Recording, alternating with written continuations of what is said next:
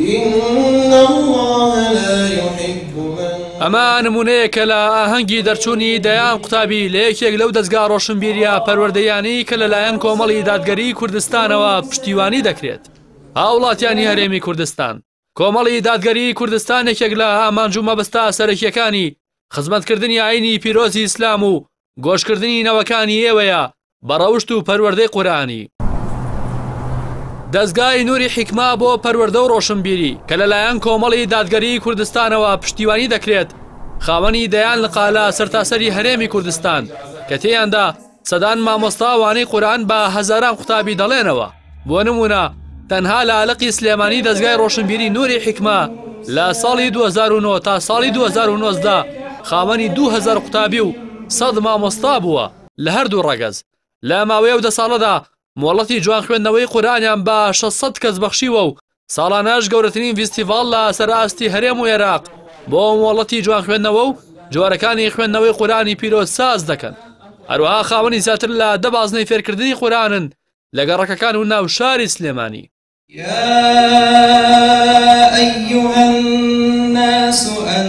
لا بنکە و بارەگاکانی دەستگای نووری حیکما بۆ پەروەردە و ڕۆشنبیری جیالەوەی کە دەیان کە سەموو قورئانی لەبەر کردووە و هەزاران کەسیش مۆڵەتی خوێندنەوەی قورئانیان بەڕیوایەتە جیاوازەکان وەرگرتووە. هاوکات گرنگیەکی زۆر بە پەروەردە و خوڕەوشتی قوتابیان دراوە و لەسەر بەها باڵاکانی کۆمەڵگەی کوردەواری و ئاینی پیرۆزی ئیسلام قوتابیان و فێرخوازان گۆش کراون. هەروەها کۆمەڵی دادگەری کوردستان خاوەنی قوتابخانەی عەبدوڵڵای کوڕی عومەرە بۆ زانستە شەرعیەکان کە تێیاندا قوتابی وانە جیاوازە شەرعیەکان دەخوێنێت و مۆڵەتی زانستی لە سەر زانستە شەرعیەکان وەردەگرن. دەرچوانی قوتابخانەی عەبدوڵڵای کوڕی عومەر لە مەراسیمی شایستەدا مۆڵەتی زانستی شەرعی وەردەگرن کە دەتوانن وەک پێشنوێژ و تارخوێن و وانەبێژ خزمەت بە هاوڵاتیانی هەرێمی کوردستان بکەن.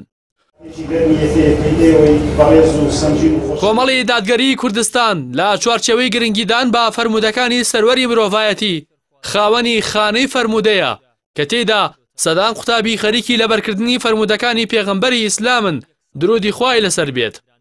خانەی فەرمودە ڕاستەوخۆ لەلایەن دکتۆر محەممەد بامۆکی ئەندامی ئەنجومەنی باڵای کۆمەڵی دادگەریەوە سەرپەرشتی گشتی دەکرێت. خانەی فەرمودە خاوەنی 10 قوتابخانەیە لە سەرتاسەری کوردستاندا کە تێیاندا زیاتر لە 500 قوتابی لە هەردوو ڕەگەز وانەی فەرمودە دەخوێن و فەرمودە و فەرمایشتەکانی سەروەری مرۆڤایەتی لەبەر دەکەن کە زۆرینەی لەق و قوتابخانەکانی خانەی فەرمودە لە شار و شارۆچکەکانی کوردستان لە نێو بینا و بارگاکانی کۆمەڵی دادگەریدان. هاوڵاتیانی هەرێمی کوردستان، دەستگای نووری حیکما بۆ پەروەردە و ڕۆشنبیری قوتابخانەی عەبدوڵڵای کوڕی عومەر و خانەی فەرمودە مشتێکن لە خەرمانی ئەو ڕێکخرا و هەوڵانەی کۆمەڵی دادگەری کوردستان لە پێناو پاراستنی شیرازەی خێزان و پاراستنی نەوەکانی ئایندا لەو بۆمبە چێندراوانەی کە بۆ ئایندا و بیرکردنەوە و پەروەردەیان دانراون. دایکان و باوکان، قوتابیان و مامۆستایان و گەنجی ڕۆشنبیر و خاوەن فیکر، خۆتان ببن بە دادوەر و هەڵسەنگاندن بۆ فێرگە و ڕێکخرا و قوتابخانە شەرعی و پەروەردەیەکانی کۆمەڵی دادگەری بکەن و خزمەتەکانی لەبەرچاو بگرن.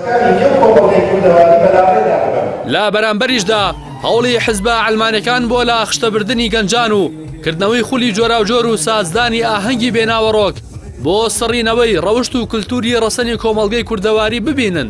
دەبیرتان بێت بەلایەنگری و پشتیوانەکانتان ئاو لە ئاشی کام لاو کام پرۆژە و کام پەروەردە دەکەن.